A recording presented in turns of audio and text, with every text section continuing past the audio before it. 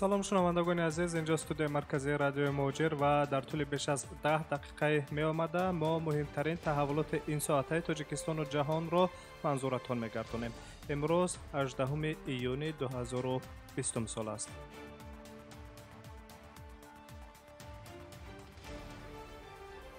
хабарҳоро аз русия шурӯъ мекунем. бонки марказии русия хабар дод ки дар тӯли 3 моҳи соли равон муҳоҷирони меҳнатии тоҷикистон ба ватанашон 359 миллион доллар интиқол доданд ки ин 103 миллион доллар ё худ 22.3% нисбат ба ҳамин давраи соли 2019 камтар аст. сарфи назар аз он ки то аввалҳои моҳи июни соли равон дар қисматҳои алоҳидаи шаҳру вилоятҳо ва ҷумҳуриҳои ҳудуди федератсияи русия ҳолати худнигоҳдорӣ дар хона вуҷуд дошт, аммо муҳоҷирони меҳнатӣ бо ҳар роҳу восита тавонистанд каме ҳам бошад кор карда маблағе ба даст оваранд. иқтисоддонҳо дар шароити имрӯза ки кам шудани ҷойҳои корӣ ва паст шудани музди меҳнати муҳоҷиронро ба бор овардааст, пешниҳод мекунанд ки барои будубоши қонунии муҳоҷирони меҳнатӣ дар Русия сабукиҳои миёнамуҳлат дода шавад, хусусан дар пардохти моҳонаи пули патент. дар ин замина президенти Русия Владимир Путин рӯзи 15 июни соли ҷорӣ фармоне ба тавсиб расонид ки тибқи он муҳлати будубоши муҳоҷирони меҳнатӣ то санаи 15 сентябри соли равон дар заминаи чораҳои сабукгардонии ҳузури муҳоҷирон дар Русия ба роҳ монда мешавад, вале дар ин миён муҳоҷирон аз пардохти пули патент озод карда нашуданд. соли гузашта муҳоҷирони кории тоҷик аз Русия ба Тоҷикистон 2 миллиарду 576 миллион доллар интиқол доданд ки тақрибан 3/1 маҷмӯи маҳсулоти дохилии кишварро ташкил медиҳад. бонки ҷаҳонӣ коҳиши рекордии интиқоли пули муҳоҷирони меҳнатиро дар саросари ҷаҳон дар давраи пандемия аз коронавирус ва баъди он то як давраи муайян пешгӯӣ мекунад. тибқи иттилои ин созмони байналмилалии молиявӣ, коҳиши интиқоли пулҳо ба кам шудани музди меҳнат ва шуғли муҳоҷирони меҳнатӣ алоқаманд аст ки дар соли 2020 то 20% коҳиш хоҳад ёфт.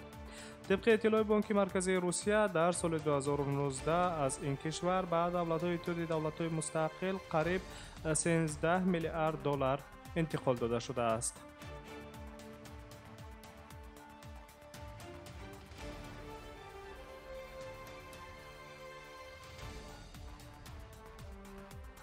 дар русия мемонем ва хабарҳоро мустақиман идома медиҳем.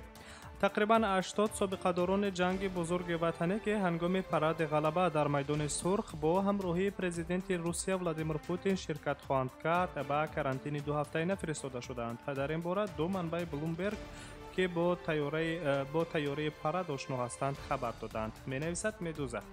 собиқадорон тӯли 2 ҳафта дар як осоишгоҳи берун аз Москав ҷудо карда шуда, дар он ҷо таҳти муроқиби табибон ва сироятшиносон қарор мегиранд.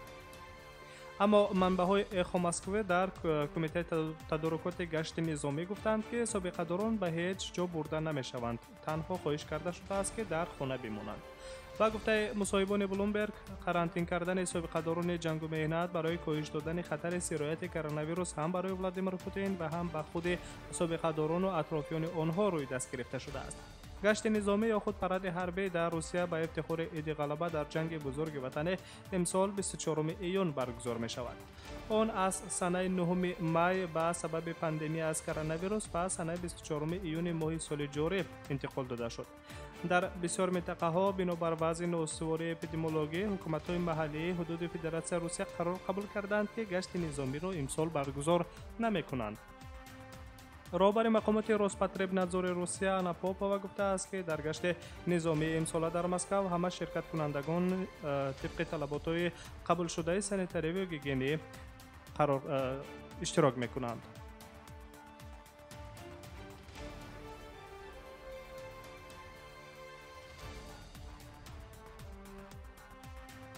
идомаи барномаи иттилоотии хабарҳои рӯзро шумо мустақиман мешунавед ва аз Русия ба Тоҷикистон меравем.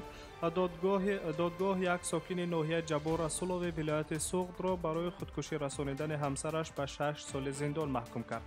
маҳкум шуда адои ҷазои ҷиноятии хешро дар муассисаи ислоҳии низомаш пурзур сипарӣ мекунад, хабар медиҳад додситонии генералии ҷумҳурии Тоҷикистон.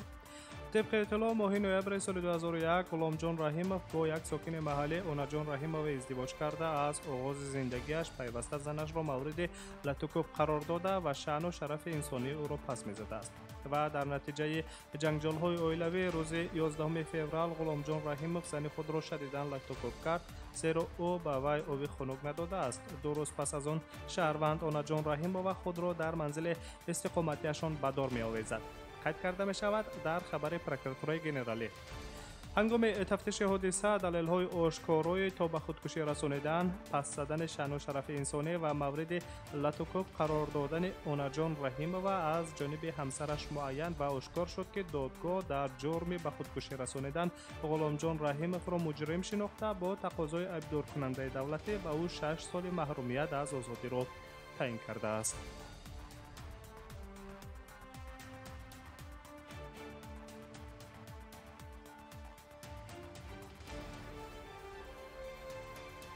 از تاجیکستان به قزاقستان می رویم. اولین پرزیدنت قزاقستان نورسلطان نظربایف به کرونا ویروس مبتلا شد. گزارش می‌دهد ریا نوستی.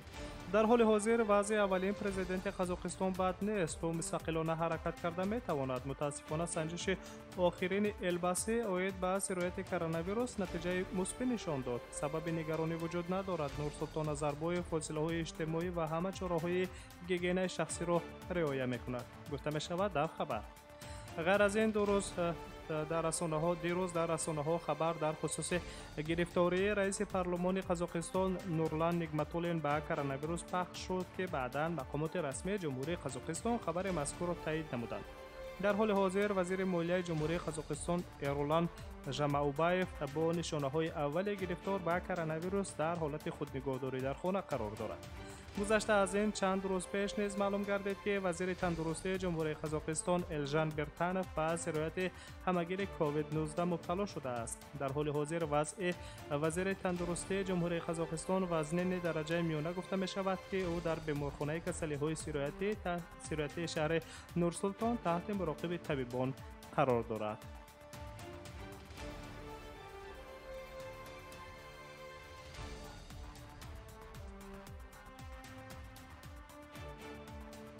در قزاقستان میمونیم و خبرها را مستقیما ادامه میدیم. طبق گزارش‌های رسمی در جمهوری قزاقستان حالت‌های تکراری گرفتاری به کرونا ویروس نو به قید گرفته شده است که نگرانی حکومتداران را به وجود آورده است.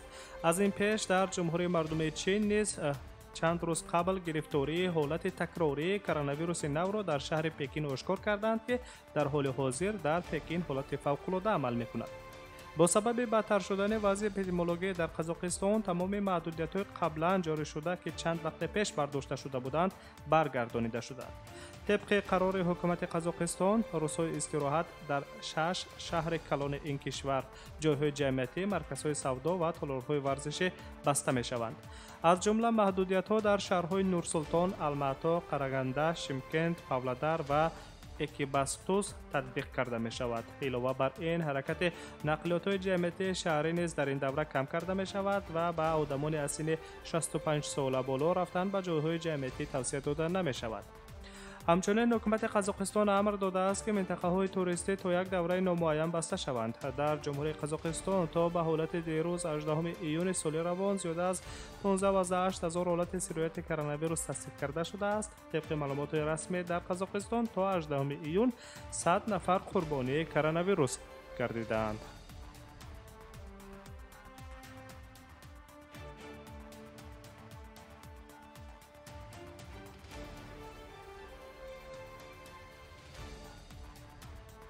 از قزاقستان به ترکمنستان می رویم. در رابطه با پاندمی از کرونا ویروس شرکت ملی هواپیمایی ترکمنستان ایرلاینز با تاخیر انداختن همه پروازهای بین المللی را تمدید کرد. گفته می شود که پروازها برای یک ماه دیگر انیق‌ترش تا سنه 20 ایول سال 2020 اجرا کرده نمی شوند. در این دوره خط سیرها از اشخاباد و بازگشت به استانبول، مسکو، سنت پترزبورگ، قازان، مینسک، آلماتا، فرانکفورت ماین، برمینگهم، امریتسر، دهلی، دبی، ابوظبی، پکین و بانکوک کار نخواهند کرد.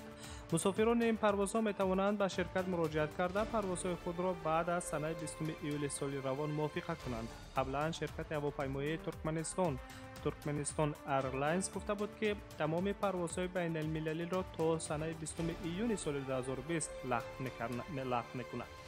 طبق معلومات رسمی تا روز 17 ایون در جمهوری ترکمنستان یگان حالت گرفتاری به کرونا ویروس به قید گرفته نشده است. این یگانه کشور است در آسیا مرکزی که در آنجا سرایت کووید 19 از روی معلومات رسمی وجود ندارد.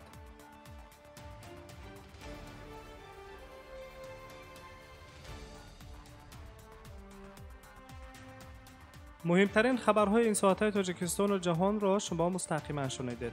تا ساعت‌های بعدی با خبرهای تازه. سلامت باشید.